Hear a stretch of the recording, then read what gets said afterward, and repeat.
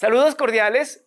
Vamos a comenzar con el primer tema de este módulo, que es el Estado como garante de los derechos y política pública. Yo quisiera antes comentarles sobre lo que ha sido en el constitucionalismo los derechos y la garantía. Tradicionalmente, los derechos siempre fueron considerados como una concesión del poder. Y más o menos a mediados del siglo pasado, después de la Segunda Guerra Mundial en Europa, un escritor que ustedes quizás le conocen, que se llama Norberto Bobbio, acuñó una frase interesante para darnos cuenta cómo cambió la percepción de los derechos de privilegio a sujeto de derechos. Y esa palabra que acuñó Norberto Bobbio fue que estamos viviendo en el derecho una revolución copernicana. Yo no sé si se acuerdan esto en la física. Lo cierto es que a mediados del siglo XVI, principios del XVII, se determinó con precisión que la Tierra no era el centro del universo, sino que la Tierra era un planetito, uno más entre otros, que giraba alrededor del Sol. Esto causó una conmoción en el saber enorme. Y básicamente es que la idea de la creación, Dios, la iglesia como sabedora, como la que decía la verdad, se pasa a la ciencia. Y ya esto se le llama una revolución copernicana, porque fue tan grande el sacudón de la perspectiva Tierra-centro, a Tierra un planetita, y el centro en esa época se consideraba que era el Sol. Ahora sabemos que el sistema solar es una pequeña partícula en medio de la Vía Láctea, y la Vía Láctea es una de las 300 millones de galaxias que existen en el planeta, pero eso se consideró revolución copernicana. Esta metáfora que usaba Bobbio quería decir básicamente que tradicionalmente siempre la gente estaba al servicio del Estado, por servidumbre, para ir a la guerra, para cobrar impuestos, y de pronto se establece en el derecho de que el Estado está al servicio de las personas. El único fin que tiene el Estado es proteger y garantizar los derechos que se reconocen en las constituciones. Esa es la revolución copernicana. Ser humano siervo a ser humano lo más importante. Otra cosa que dijo Bobbio, que es súper interesante, es que él dijo que en el constitucionalismo europeo, que vale para el constitucionalismo nuestro, que lo adaptaríamos mucho de lo que pasó en Europa a Latinoamérica, es que una vez que están reconocidos los derechos en la Constitución, el reto ya no es establecer los fundamentos, si es que son la inherencia de los derechos, si es el positivismo, el justnaturalismo, si vienen de Dios, si son anteriores, posteriores, superiores al Estado. Esta ya no es la discusión cuando estén las constituciones, sino que la discusión es cómo garantizarlos. Y la evolución de las garantías de los derechos ha sido muy lenta. Si ustedes se dan cuenta, por ejemplo, en el constitucionalismo ecuatoriano, recién en el año 1929 tenemos la primera garantía, que es el habeas corpus, y que solo servía para proteger el derecho a la libertad de movimiento. Pasaron muchísimos años hasta tener en la Constitución del año 98 lo que se llamó como el amparo constitucional, que ustedes recordarán era una medida cautelar parecida al habeas corpus, pero con relación al resto de derechos. Hasta que tenemos la Constitución del año 2008, en la que, esto también me parece a mí que es una especie de revolución copernicana, ustedes van a encontrar, particularmente en el artículo 84, 85 y 86 de la Constitución, que todo el Estado es garante de derechos. Y este es un concepto súper interesante. La garantía no se reduce al habeas corpus, al amparo, a la acción de protección, a una acción jurisdiccional, sino que se pasa a la concepción de que todo el Estado es garante de derechos.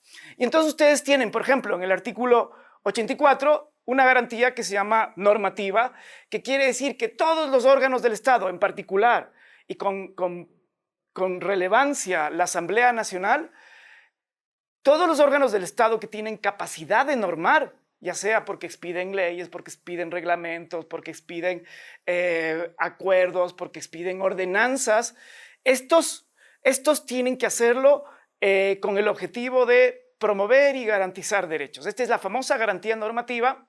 Luego en el artículo 85 ustedes tienen la garantía que se llama de política pública, que quiere decir que todo órgano estatal que tiene la capacidad de tomar decisiones para ejecutar las normas y ejecutar presupuestos y movilizar recursos humanos, esta solo tiene sentido si es que está hecha para promover y garantizar derechos. A estas dos garantías, Luigi Ferrajoli, que yo creo que tuvo mucha influencia teórica en la concepción de las garantías en la Constitución ecuatoriana, y particularmente un libro que se llama Derechos y Garantías, la ley del más débil. En ese ustedes pueden ver esta lógica. Ferrajoli decía que hay dos tipos de garantías, las garantías primarias y las garantías secundarias. Las primarias son las que la Constitución llamaría garantías normativas y garantías de política pública, y las secundarias, y se llaman secundarias porque esas operarían solo si las primarias no funcionan. Es decir, el Parlamento o la Asamblea, en lugar de expedir una ley que promueve derechos y al contrario vulnera derechos, entonces lo que hay que hacer ahí es una demanda de inconstitucionalidad, y esa sería una garantía secundaria. Se hace un operativo militar, y en el operativo militar, en lugar de hacer control de armas y del crimen organizado, lo que hacen los militares, esto es un ejemplo hipotético, es indiscriminadamente detener, maltratar, torturar, no informar, no llevar a un juez. Por ejemplo, si eso pasara, entonces ahí secundariamente entran las garantías jurisdiccionales. Entonces tenemos tres garantías, espero que ustedes entiendan la lógica: primarias, que son normativas y de política pública, y secundarias, que son las garantías jurisdiccionales. Si ustedes se dan cuenta, en esas garantías ustedes van a ver todos los poderes del Estado, los tradicionales, que es el poder legislativo, garantía primaria; el poder ejecutivo, garantía primaria; el poder jurisdiccional, garantía secundaria. En el Ecuador, digamos, tenemos también el Consejo de Participación y el Consejo Electoral, pero estos también tienen capacidades normativas, garantía primaria, y también ejecutan presupuestos, garantía secundaria. Entonces, la función judicial es como el gran árbitro que entra para saber si es que al ejecutar las garantías primarias se están cumpliendo o no con los derechos de las personas. Esta es una primera parte que quiero que ustedes lo miren. Cuando ustedes vean la Constitución, lean estos artículos del 84, 85, 86, y también miren la sentencia que hemos escogido. Voy con la segunda parte de nuestro temario, y tiene que ver ya mucho más específicamente con la garantía de política pública.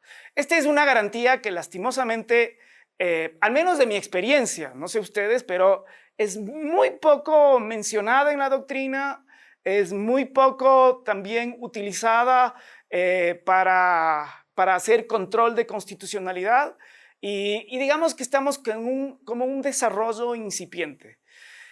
Acá yo les pediría, si pueden, mientras yo estoy hablando, ustedes mirar la Constitución, el artículo 85, y ustedes van a ver ahí que ese artículo es un artículo tremendamente poderoso, y es un artículo que recoge la doctrina contemporánea sobre gestión pública. La primera cosa que ustedes van a encontrar ahí es lo que se llama, que los planificadores llaman el ciclo de la participación. Entonces, la política pública son estas decisiones que toma el Estado, y esas decisiones tienen varios pasos. La primera es diagnosticar la realidad que existe en un país. En el caso que estamos hablando sería sobre el ejercicio de un derecho. Por ejemplo, dices, vamos a tratar con nutrición infantil, por ejemplo. Dices, en el Ecuador existe una tasa de desnutrición crónica alta. Ese es el diagnóstico. Luego formulas la política pública, es decir, planificas, y dices, para que disminuyamos la desnutrición infantil, tenemos que hacer planes relacionados con alimentación escolar. La alimentación escolar tiene que tener ciertos nutrientes, hay que distribuir esto, todo esto está en la formulación. Esto tiene que llegar a todos los niños de edad escolar hasta los 5 años de edad, lo que se formule. En esa formulación, los alimentos de los niños o niñas amazónicas tienen que ser de acuerdo con la nutrición de ellos, igual los de la costa, los de la sierra, Galápagos y lo que sea. El tercer paso es la ejecución de la política pública. Entonces ahí tú tienes al Ministerio de Inclusión Social, al Ministerio de Educación, que llevan la alimentación escolar, el transporte, la distribución, las horas en donde todo. El cuarto paso es la evaluación de esa política y entonces ahí ves, teníamos una desnutrición crónica y se dijo que en 8 meses esa iba a disminuir en 2 puntos. Ahí evalúas, ¿se logró eso? ¿No se logró? ¿Aumentó la desnutrición? Y la tercera, el último pasito es el control de la política pública y el control es súper importante porque tú puedes saber si es que están usando bien los recursos, si es que hubo corrupción, si es que hubo buen trato y todas estas cuestiones. Esto es la política pública y quizás uno de los elementos más importantes que aparece en el último inciso del artículo 85 es que la Constitución sugiere que en todos estos pasos que hemos visto, diagnóstico, formulación, ejecución, evaluación y control, tiene que haber participación ciudadana. Esto como una introducción a la sentencia. La sentencia Medicamentos, que es la que ustedes tienen como lectura obligatoria, quisiera contarles un poquito de dónde viene esta sentencia, decirles cómo es en términos generales la estructura de la sentencia y quisiera que ustedes se dediquen con particular énfasis y ojalá lean 1, 2, 3 veces la parte en que la sentencia trata sobre los indicadores de derechos que tiene que ver con política pública. Muy bien, el primero, el contexto jurídico. Estamos ante una competencia de la Corte Constitucional que fue descuidada durante mucho tiempo y yo siempre consideré que era la más importante, que es una competencia que se llama selección y revisión. Esta institución la tomamos prestada de Colombia, que la tienen súper desarrollada y fue la que hizo algunas transformaciones jurídicas importantes. A su vez, Colombia, con distintas adaptaciones, tomó prestada de la forma como la Corte Suprema de los Estados Unidos selecciona casos entre todos los que les llega, que tienen que ver con casos que consideran que son relevantes para la jurisprudencia porque son novedosos, porque hay buenas prácticas, porque puedan alterar la realidad, lo que sea. Esta competencia se llama selección. Y si ustedes miran la Ley Orgánica de Garantías y la Constitución, ustedes van a ver que se trata de que en todos los garantías constitucionales, garantías jurisdiccionales, todos los jueces y jueces en última instancia tienen la obligación de remitir a la Corte las decisiones que están ya ejecutoriadas. Y la Corte lo que hace es recibe cientos, miles de casos de todas las jurisdicciones nacionales y dice, este caso es importante, este caso es novedoso, este caso va a ayudar a desarrollar derechos y eso es la selección. El segundo paso que hace la Corte Constitucional es la revisión. Y en la revisión lo que hace es mirar cómo actuaron los jueces de primera y segunda instancia, desarrollar el derecho que está discutiéndose y finalmente hace lo que ustedes saben es el precedente o la jurisprudencia obligatoria. El precedente es una institución relativamente nueva en la tradición cultural jurídica que tenemos nosotros, que siempre creíamos que la ley es la máxima expresión de la voluntad popular y que tiene carácter general y abstracto. Con la Constitución del 2008, el precedente tiene las mismas características. Muy bien, dicho esto, uno de los casos que seleccionó la Corte Constitucional es que se conoce como acceso y distribución a medicamentos de calidad, seguros y eficaces. Y aquí fíjense el criterio de selección. ¿Qué es lo que estaba pasando en Ecuador? Decenas de jueces estaban resolviendo casos de forma contradictoria sobre el acceso a medicamentos y la otra es que era un problema nacional. El problema nacional es que tenemos un déficit enorme en la forma como los medicamentos llegan a las personas que tienen enfermedades. Entonces selecciona esto y dice la Corte, uy, aquí hay un derecho que no sabemos cuál es el contenido. ¿Qué significa acceso? ¿Qué significa distribución? ¿Qué significa de calidad? ¿Qué significa un medicamento seguro? ¿Qué significa un medicamento eficaz? Estas palabras, seguramente, si ustedes no están familiarizados con la medicina, que A mí me pasó eso cuando fui juez. Son palabras que no tienen mucho sentido. Y ahí, fíjense, la idea y la importancia del recurso de revisión es desarrollar y dotar de contenido a este derecho.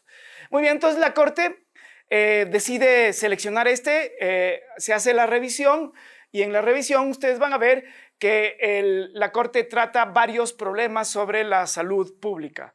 El primero quizás que ustedes van a ver es como un gran marco teórico, es que la tristeza de este país es que ponemos énfasis en la salud más en lo curativo que en lo preventivo.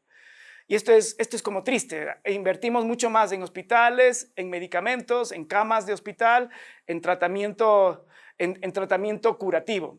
Cuando la Organización Mundial de la Salud dice que la máxima inversión debería estar en prevención. Por ponerles un ejemplo, sería mucho más importante que la gente tome menos bebidas azucaradas, es decir, las colas, cualquier cola, no voy a decir ninguna marca, a que después tú tengas que hacer un tratamiento de diálisis, que es carísimo. Si tú tienes una vida saludable, prevención, corres, comes bien, te nutres bien, es casi seguro que no vas a usar el hospital. Pero si tú fumas, si tú comes comida grasosa, si vas a comer comida chatarra, tomas bebidas aseguradas todo el tiempo, te automedicas, los hospitales van a estar repletos de gente. Y esta es la cosa. Curativo, preventivo. La sentencia dice, oiga, Estado, vaya por la prevención, que ahí se garantiza mejor la salud. La segunda cosa que hace la Corte, y ustedes van a ver en la sentencia, es que va desarrollando cada una de estas palabras. ¿Qué significa calidad? Y ustedes van a ver que inclusive va desarrollando conceptos y también va a desarrollar categorías e indicadores. Entonces, por ejemplo, la Corte, entre otras cosas, va a decir que el medicamento genérico es tan importante como el de marca si es que tiene el registro sanitario por parte de la ARCSA. Y yo no sé ustedes, pero lo que suele pasar es que la gente desconfía mucho del genérico. Si es que esto le está pasando a ustedes cuando tienen el genérico, para mí ese es un triunfo de las empresas farmacéuticas.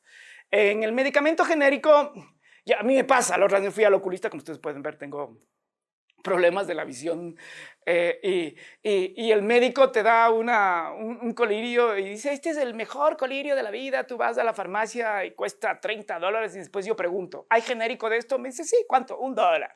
Entonces, atrás de eso, fíjense, puede haber estos problemas. Seguridad quiere decir que no tenga efectos adversos en la salud.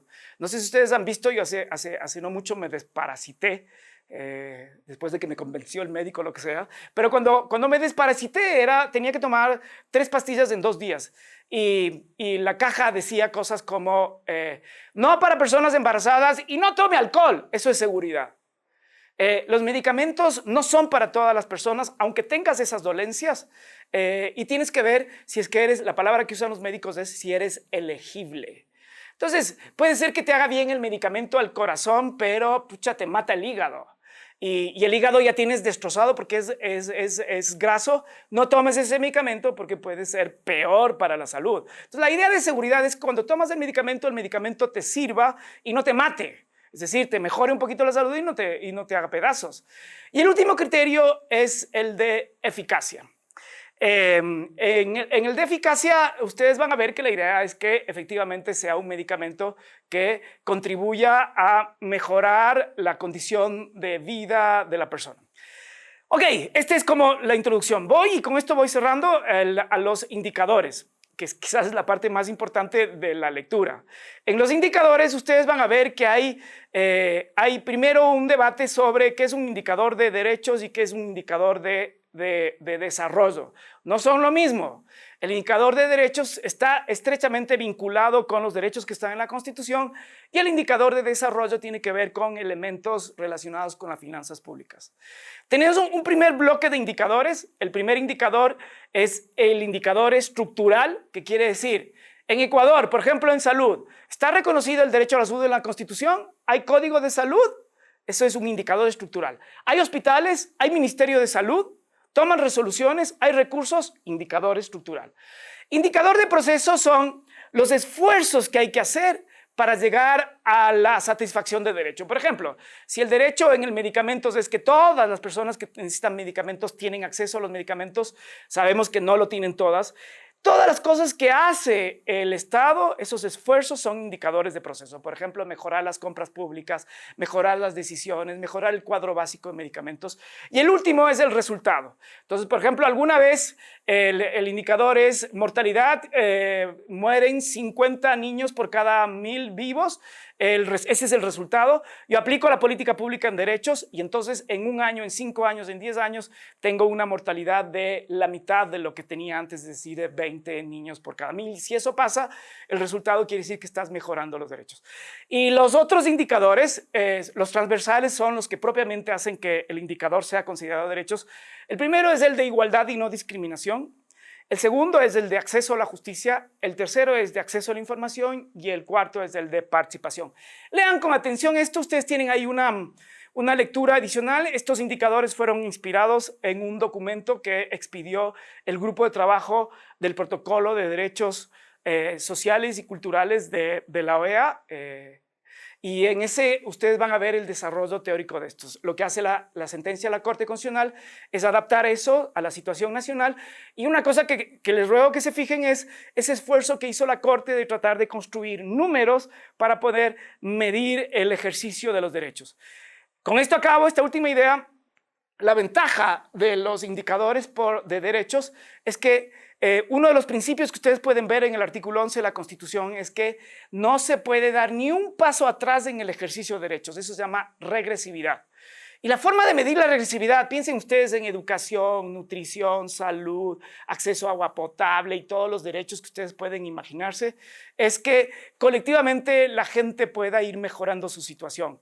Eso se llama progresividad. Cada vez más personas lo ejercen de mejor modo y la regresividad es cuando das un paso para atrás. En el Ecuador está prohibida la regresividad sin justificación. Ok, esto es como mi primera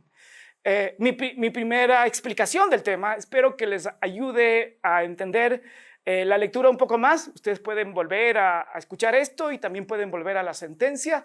Y espero que les parezca interesante. Les juro que si es que habría si se generalizaría este sistema de garantía por política pública mediante indicadores, y si nuestros políticos y políticas harían esto en vez de prometer el oro y el moro y la mano dura y no sé qué, les juro que este país sería muchísimo mejor. Entonces espero que ustedes vean que esto es útil y que tiene una potencialidad enorme de ser una herramienta que desde el derecho puede contribuir a que los políticos y a que los operadores y funcionarios públicos hagan mejor su trabajo.